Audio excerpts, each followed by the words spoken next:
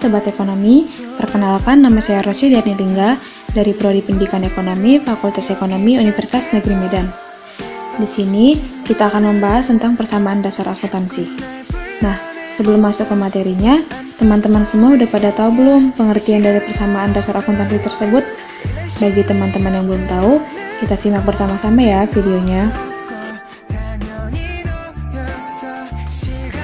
Jadi, pengertian dari persamaan dasar akuntansi adalah persamaan yang secara global dan terpadu menggambarkan perubahan posisi aktiva, hutang, dan ekuitas sebagai akibat terjadinya transaksi dalam perusahaan.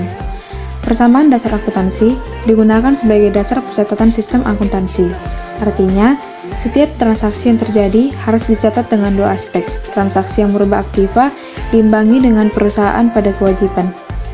Jadi, persamaan dasar akuntansi adalah keseimbangan antara sisi kiri yaitu aktiva dan sisi kanan yaitu pasiva. Selanjutnya kita akan membahas unsur-unsur persamaan dasar akuntansi. Yang pertama yaitu aset atau harta.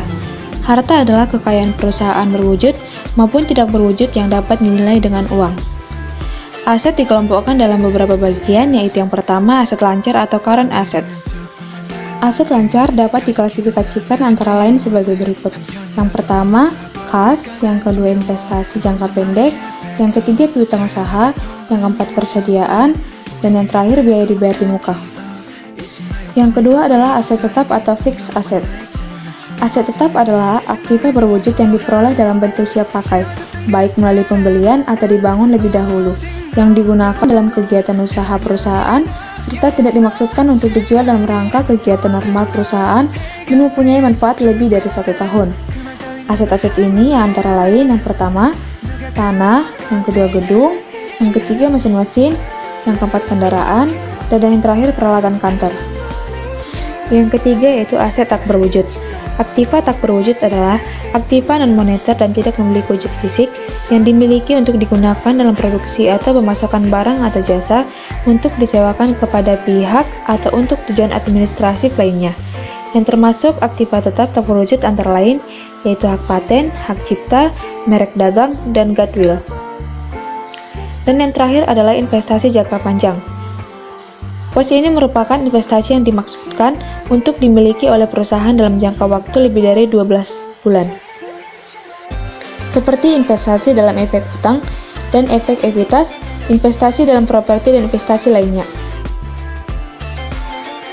Yang kedua yaitu liabilitas atau kewajiban.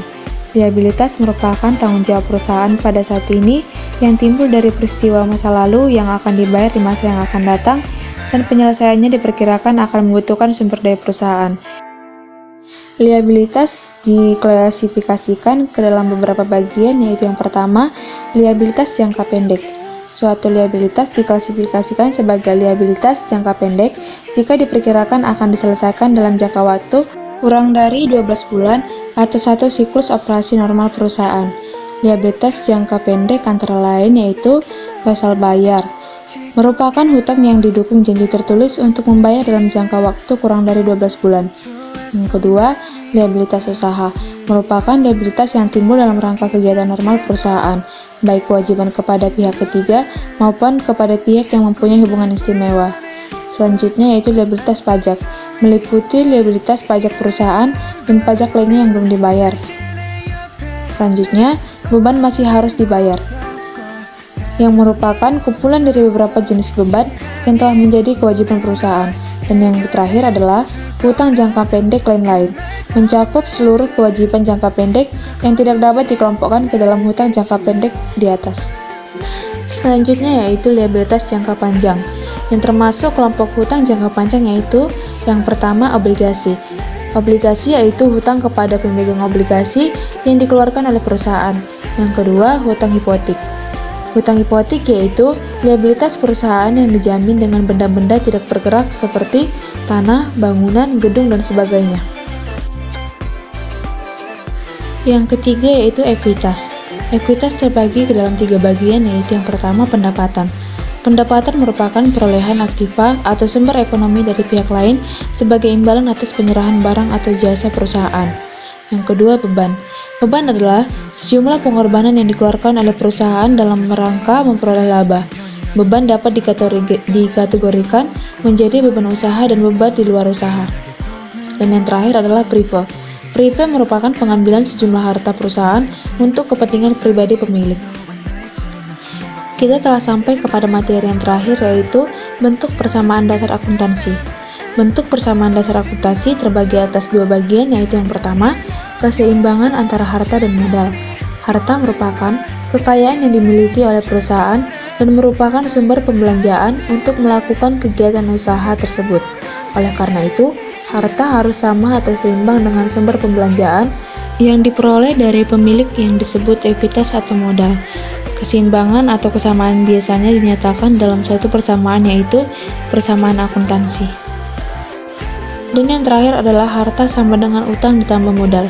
Harta perusahaan yang digunakan sebagai sumber pembelanjaan dalam kegiatan diperoleh melalui dua sumber, yaitu dari pemilik atau kreditur.